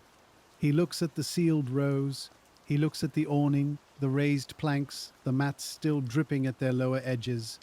Then he nods. A wet morning is easier to trust when it comes with dry records. The transfer begins with looking, always looking first. The road clerk walks along the rows with the yard clerk beside him. He checks the red seals for smearing. He checks the yard marks for clarity. He checks that cord lines have not been disturbed. He does not weigh every bundle at once. That would take too long. But he notices shape, balance, swelling, dark corners, and any place where the wrapper has changed color. The bundle with the settled cord is examined a little longer. You know it before he stops. His hand hovers above it, much as the inspector's hand hovered the day before. The yard clerk explains the note. Damp air settled the cord. The bundle was supported in the row, not opened, not retied. The road clerk touches the cord lightly and finds it firm enough. He makes a mark on his slip, not a rejection, a memory. Then the lifting begins. Porters move differently from packers. A packer lifts to wrap, align, and protect. A porter lifts to carry distance. He thinks with shoulders, hips, and feet. He looks at a bundle and sees not paper and seal, but angle, swing, rub, and hill. Two men take the first bundle between them and set it on a low loading frame. The frame is a simple wooden stand, high enough that a porter does not have to lift from the ground. Outer matting waits beside it. This matting is rougher than the inner bamboo sheath. It is meant for rain, dust, and abrasion, not for marks. It will protect the official wrapper without hiding the seal completely from planned inspection. The road clerk and foreman agree which side remains visible. The matting is laid under the bundle, folded up around the sides, and tied with road rope. Road rope is thicker than yard cord. It smells of hemp, rain, and old travel. The porter tests the rope with his palm, then leans his weight into the knot until the fibers settle. He does not trust a knot that looks neat only while resting. A road knot must answer when pulled, shifted, wetted, and rubbed against wood. The first wrapped load is lifted to the balance pole, where two bundles will hang opposite each other. The pole is thick bamboo, darkened by use, with polished places where shoulders have carried it over years. A porter runs his fingers along the pole before accepting it, feeling for cracks that the eye may miss. He finds none. He nods, and the loading men begin matching the second bundle to the first. This is where the yard count meets the bodies count. On paper, each sealed bundle belongs to the same dispatch, under the same approved number. In a man's shoulder, small differences become large after the first steep road. The road clerk calls for the next marked bundle. You bring it from the row, keeping the seal visible, and set it on the loading frame. The outer matting is folded around it, and the rope is pulled snug. The porter watches the shape. He does not watch like an inspector. He watches like someone who will feel the mistake by noon. The two bundles are hung from opposite ends of the carrying pole. The loading men step back. The porter bends, fits the pad against his shoulder, and rises slowly. The pole flexes. The bundles lift. For one quiet breath, the load hangs in the morning air. Then the porter tilts slightly to one side. Not much. Enough. He lowers the pole again without complaint. The road clerk looks at the marks on both bundles. They are from the same approved row. The numbers agree with the tally. The seals are clean. The cord is sound, yet one side has settled lower than the other. The porter says the left bundle has more pull. His voice is plain, without blame. A man who carries tea over wet stones does not need to argue with paper. His shoulder tells him what paper cannot. The road clerk asks for the weighing sling. A weighing sling is brought from the gate room, made of old rope and a wooden crosspiece. It is not as fine as the yard scale. It is meant for loads, not single bricks. Still, it can tell when a pair refuses to balance. The first bundle is lifted into the sling. Two men pull the rope over the beam. The road clerk reads the hanging measure. Then the second bundle is lifted the same way. The difference is not large. It is enough to matter. The yard clerk checks the tally slip again, his finger moving along the damp-edged paper. Both bundles were approved. Both came from bricks within measure. but one includes more of the reserve stock, drier and slightly lighter after storage. The other includes bricks from the main batch, sound but denser. No rule has been broken. No seal is false, yet the road has discovered what the table allowed. The road clerk frowns toward the line of porters waiting by the gate. He could assign the heavier bundle to a stronger man and move on. That would be quick. It would also make a private burden out of a public measure. The foreman looks at you because your hands helped match the bundles before sealing. He does not accuse you. He is asking, without words, whether there is a better pairing in the row. You think of the stacks as they were yesterday. Dry reserve bricks, main batch bricks, the bundle with the settled cord, the pair made from long bricks, the one with a shallow brick held steady between two firmer faces. Your memory is not perfect, but it has shape. It remembers the feel of the bundles as you carried them. You ask the road clerk to let the bundles be paired by load, not only by order. The yard clerk repeats this more formally. The sealed count will not change. The bundle numbers will remain in the dispatch. Only the pairing on poles and animals will be adjusted. The road clerk considers this. He is responsible for receiving the tea as counted, but also for moving it without needless loss. A badly balanced load can rub through matting. It can make a porter stumble. It can make a mule's pack frame twist until rope, hide, and temper all begin to fail. At last he nods, not gladly. Careful changes create careful writing. He tells the yard clerk to note that pairings were altered at the gate for balance, without opening seals. The clerk writes it down. The road clerk writes it too. Two records now carry the same small decision. You begin selecting a new companion for the heavy bundle, not by guessing, by lifting, by setting one bundle into the sling, then another. The loading men help, patient but watchful. Each lift costs effort, and morning is already sliding forward. The porters shift their weight in the lane. The mules stamp and toss their heads against the damp air. A bell on one harness gives a single soft note, then falls quiet. The third bundle tested sits better against the heavy one. Its measure is close enough that the pole hangs almost level. The porter lifts the pair and walks 3 steps inside the yard. 1 step, another. Another, he stops and turns back. This pair will carry. His shoulder has approved what the scale suggested. The original lighter bundle is matched with another that had seemed moderate in the hand. Together, they balance well. A mule load is adjusted the same way. 2 sealed bundles are meant to sit on either side of a wooden pack frame, their weight divided over the animal's back.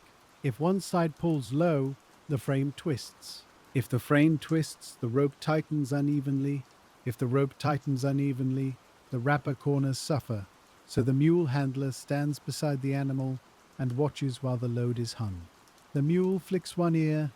Its coat is rough from rain, darker along the spine. The handler runs a hand under the belly rope and checks for pinching. Then he steps back and lets the animal shift. A good load settles after the first movement. A poor load announces itself at once. This one settles. The handler nods. Another small worry leaves the yard, though not entirely. It will return on the first slope if the ropes stretch. It will return at the first rest stop if the outer matting has taken rain. Work done in a yard is never finished in the yard. It keeps becoming itself under use. The road clerk calls the next numbers. The yard clerk answers. The bundles pass from raised planks to loading frame, from loading frame to rope, from rope to pole or pack saddle. Each movement is counted. Each count is heard by more than one man. A porter repeats his load number under his breath, tying it to memory. A mule handler marks his assigned pair with a strip of old cloth on the outer rope, not on the seal. Not on the official wrapper, only on the road rope, where such signs belong. The cloth strips are dull colors, faded blue, brown, smoke gray, one pale red worn almost pink. They help men find their own loads when a caravan pauses in fog or market confusion. No official tally trusts cloth alone. No porter trusts paper alone. Together they make a practical truth. The uneven pair has slowed the departure. You can feel the delay in the yard, like a hand resting on the back of the morning. The foreman says nothing sharp. The road clerk says nothing sharp. Sharp words will not move bundles faster. Instead, the work becomes more exact.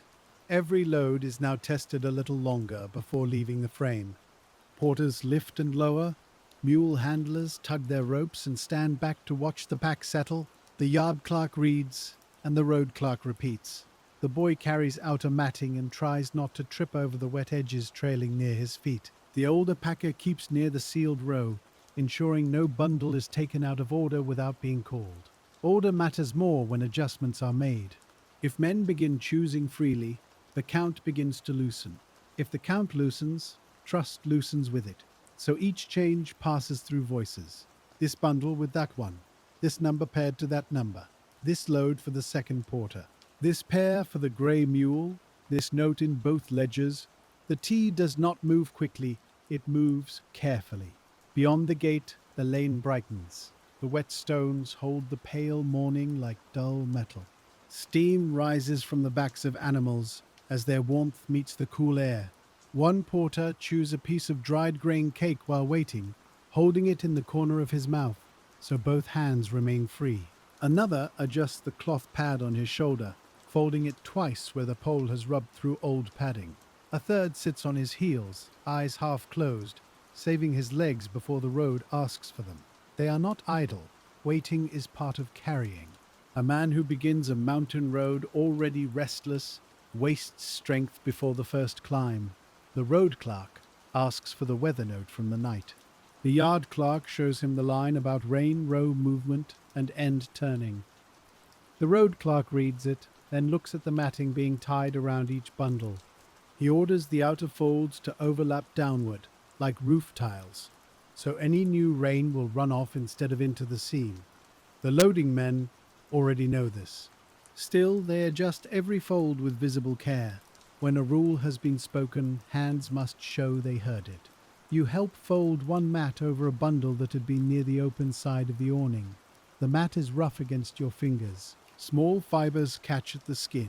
You tuck the lower edge under the road rope, leaving a narrow opening where the seal can be seen if needed. The road clerk checks it. The red square is partly visible through the protected window of wrapper. Enough for a checkpoint, not enough to invite weather. The porter assigned to this load lifts it once, then asks for the right bundle to be moved a finger width toward the pole. The loading man sighs softly, but does it. The porter lifts again. This time the pole sits level across his shoulder. He smiles just a little, not from pleasure, from the relief of a thing fitting correctly. The caravan forms slowly outside the gate, not in a grand line, in clusters. Porters near the front, because men on foot can test the lane before animals follow. Mules behind them, with handlers at the head ropes. A spare animal without load waits near the wall, in case one pack frame fails or a mule goes lame. This is not a sign of fear. It is ordinary road sense. A long route is made safer by expecting small trouble. The T-horse routes leading west from Sichuan were not a single smooth road. They were paths, river crossings, stone steps, market halts, official stations, and weather. Some tea would move under direct regulation, some would pass through licensed hands, some would become part of exchanges far beyond the yard's sight. The bricks you packed might travel toward frontier markets where tea mattered not as luxury, but as daily need. In colder highlands, tea could be boiled strong, mixed with salt, butter, or grains, and shared through households, monasteries, camps, and trade posts. You do not see that world. You only see the bundle leaving, but the shape of that far use is folded quietly into the care of the knot. The last few loads are often the most troublesome. The best pairings have already been taken. What remains must still be balanced. 2 bundles sit on the frame, each sound, each sealed, each a little awkward in its own way. One is broad at the corners, one is narrow and dense. Together they hang unevenly. The road clerk looks towards the remaining row. There are only 3 bundles left unassigned. Changing one pairing may unsettle another. This is how a small mismatch travels. A problem seldom stays where it first appears. You suggest pairing the broad bundle with the last reserve heavy bundle, the one you remember as lighter in the hand. The yard clerk checks the tally and confirms its source. The road clerk has it weighed in the sling. The numbers agree with your memory. The broad bundle finds a better match. The narrow, dense bundle is paired with the final moderate one. And though it is not perfect, the handler says the mule can take it if the frame is padded on one side. A folded scrap of old matting is placed under the higher side of the pack frame, not under the T itself, under the wooden frame, where it can correct the angle without pressing the wrapper. The mule shifts, the load settles straighter, the handler tightens the belly rope, then waits for the animal to breathe out. He tightens once more. A rope tied on a full breath loosens at the first hill. Animals teach such timing to anyone who handles them long enough. The road clerk marks the padded frame on his slip. The yard clerk marks it too. The foreman watches both brushes. He does not distrust them. He respects how easily a detail can vanish if only one man remembers it. At last, the raised planks under the awning are empty of official bundles. Only dark rectangular marks remain where they rested. The planks look almost surprised by their own lightness. Tea dust and damp grit lie in little lines between them. The boy begins to move toward them with a broom, but the foreman stops him. Not yet. The road clerk must first give receipt for the full count. The loaded porters stand outside the gate, poles angled, bodies bent in the practiced posture that saves strength. The mules wait with loads covered and tied. Their ears turn at every sound. The road clerk and yard clerk stand over the tally board. The count is read from the yard copy, then from the road copy. Approved bundles. Loads assigned to porters. Loads assigned to mules. Pairings adjusted for balance. One cord-settled bundle supported overnight. Accepted at departure. Rain during watch. No seals opened. The words are plain, but they carry the whole unsettled day behind them. The road clerk presses his personal receiving mark to the slip. It is not the inspector's seal. It is smaller, workmanlike, part of the chain of custody. He writes his name beneath it. The yard clerk signs in his own careful hand. The foreman adds a mark as witness. The paper is not beautiful. It is slightly damp at one corner, weighted with too much history for one morning. But it is enough. The road clerk folds his copy and slips it into an oiled pouch. The yard clerk keeps the yard copy under his cover. Only then does the foreman step toward the gate. He gives the order to move. The first porter leans forward. His pole dips, rises, and finds its rhythm. The second follows, then the third. The mules begin after them, hooves slipping a little on the wet stones, then catching. The handlers speak low to them, no shouting, no whip, just small sounds made at the back of the throat, and the soft pull of rope. The caravan does not depart like a single thing. It lengthens, it loosens, it becomes a line. One load after another passes under the gate beam where yesterday the bundles waited sealed and still. As each load passes, you catch brief glimpses of the outer matting, a rope knot, a visible corner of stamped paper, a red seal protected under fold and shadow.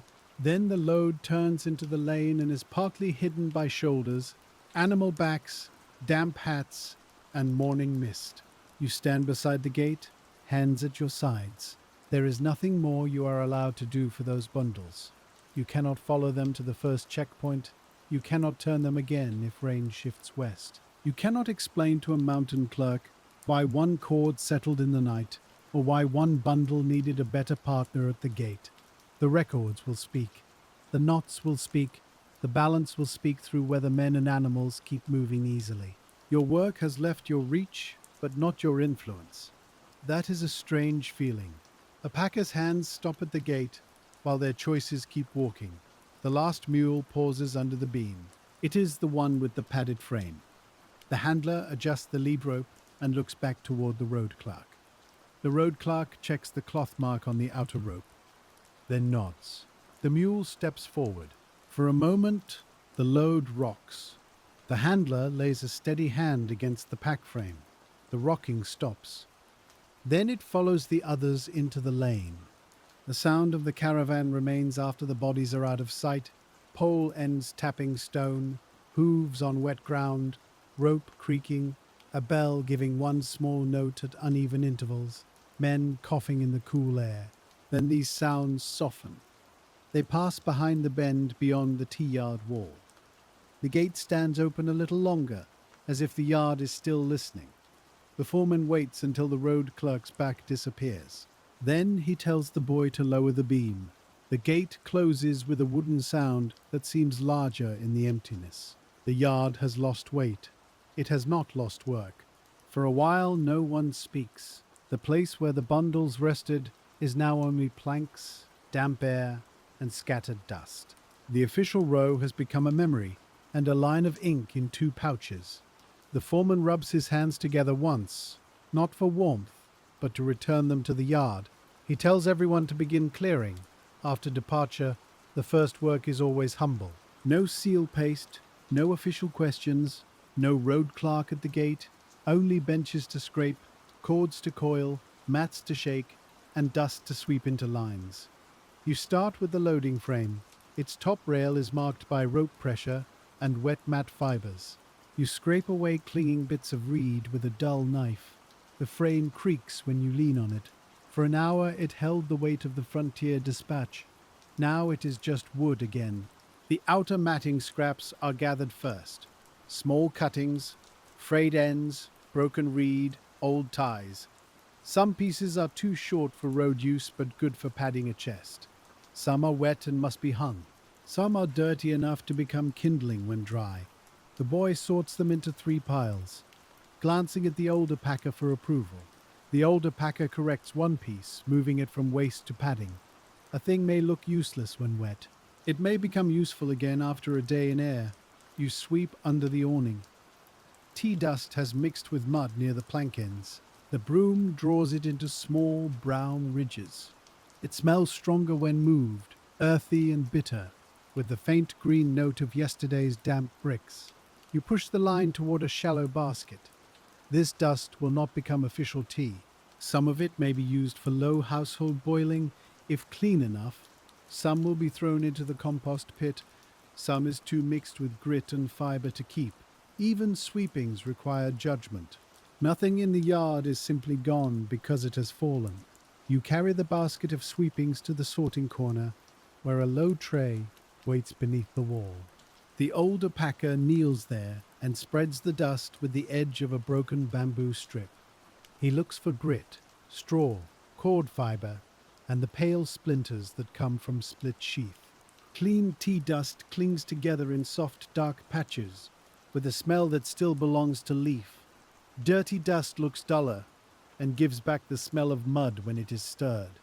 He divides it without hurry, because even the smallest remainder carries a small account. The boy brings a shallow jar for the clean sweepings and a rough basket for what cannot be kept. You scrape the packing bench next, using the back of the knife instead of the sharp side.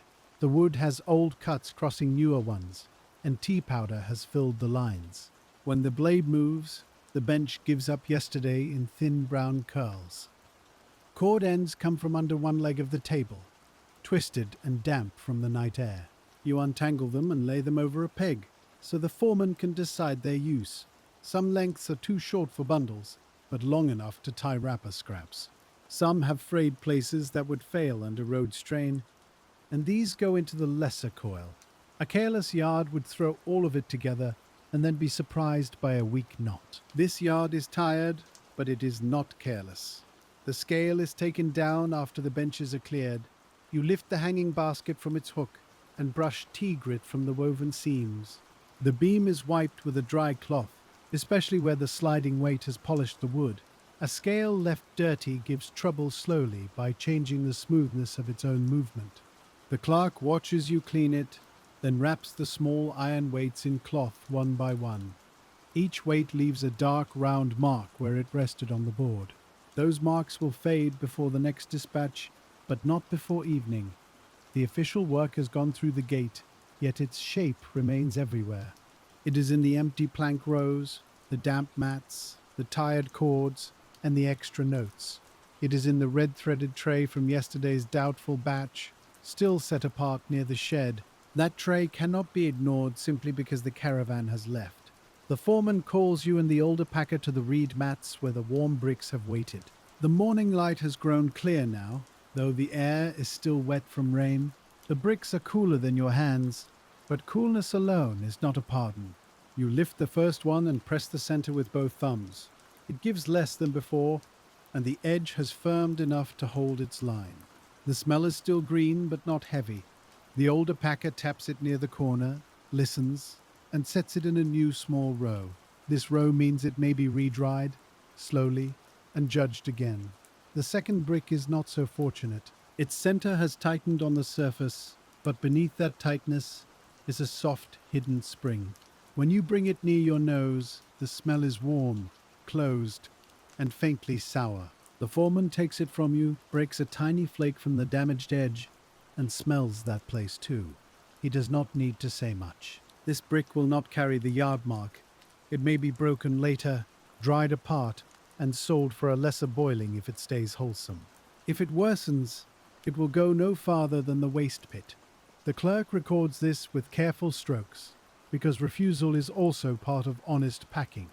A third brick has a cracked corner that was not visible yesterday. Perhaps the damp center pushed against its own shell as the air cooled. Perhaps it was pressed too hard on one side. You turn it in your hands, and the corner loosens into crumbs under your thumb. The crumbs fall onto the mat, small and dark, like soil from a field after rain. The older packer gathers them in his palm and looks at the foreman. The foreman says this one should be broken now, before someone later mistakes it for whole tea. That is the final small escalation of the day, and it is quiet enough to fit in one breath. A brick that almost passed yesterday now shows why it was held back. You bring the wooden mallet from the press room. It is smooth at the handle and scarred on the head, with tea dust in every dent. The brick is placed on a low block away from the official benches. The foreman lifts the mallet once, not high, and strikes the damaged corner. The brick opens with a dull sound, not like stone, not like fired clay, like packed leaf giving up the secret it held in its middle. Inside, the tea is darker and wetter than the outside promised. There is no mold yet, no ruin, no sharp rot, only unfinished dampness, tucked away where the wrapper would have hidden it. Everyone looks for a moment, because the opened brick answers yesterday's doubt. It says the delay was not fussiness. It says the reed mat saved the road from one more hidden burden. The clerk writes a longer note than usual. Batch held back. One brick opened. Interior damp. Mark refused. The brush moves slowly, and the words seem to settle the yard as much as the fact does.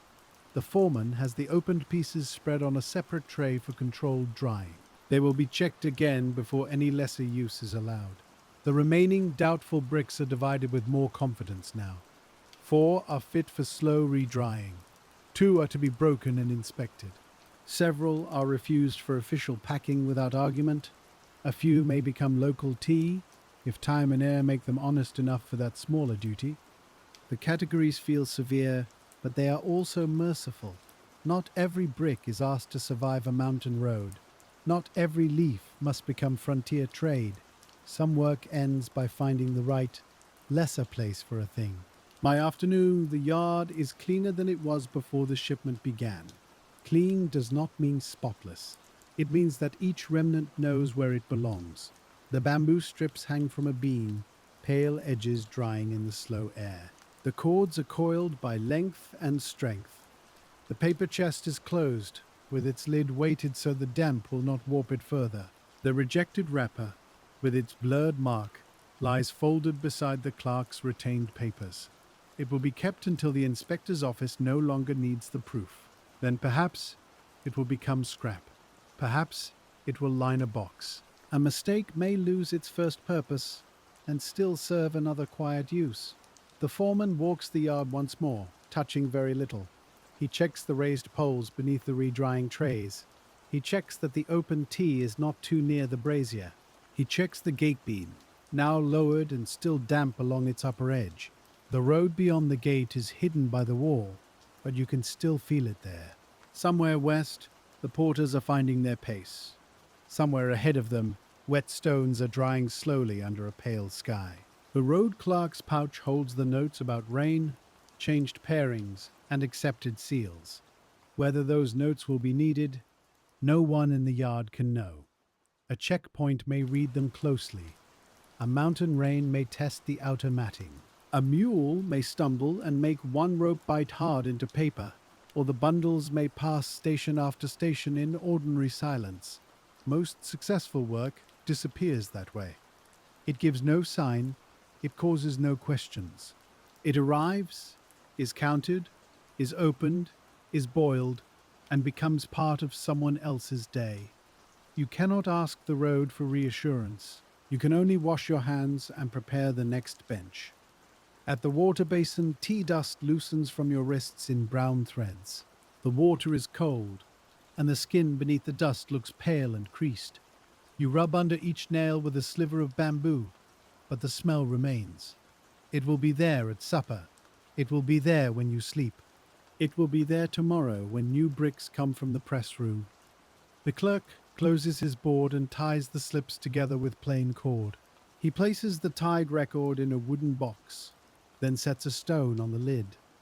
The stone is smooth from years of being used for exactly this purpose, holding papers down, holding corners flat, holding small truths in place until someone asks for them.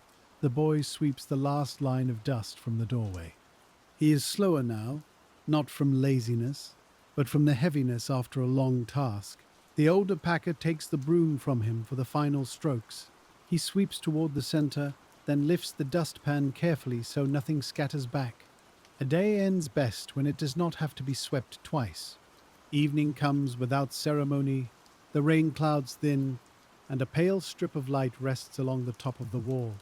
The foreman banks the small brazier, covering the charcoal until only a dull warmth remains. No flame is needed now.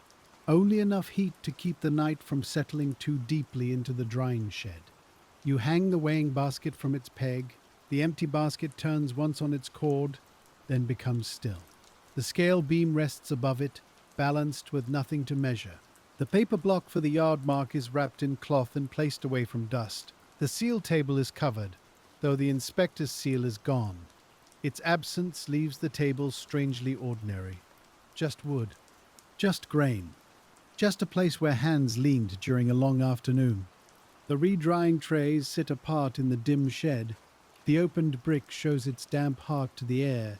It no longer pretends to be ready. That, too, is a kind of peace. Tomorrow it will be turned. Tomorrow it will be smelled again. Tomorrow someone will decide whether patience has improved it or whether its road ends here.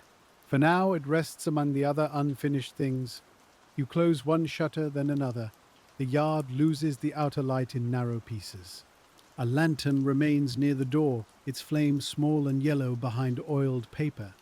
The mats from the rain hang in the dark, dripping only now and then.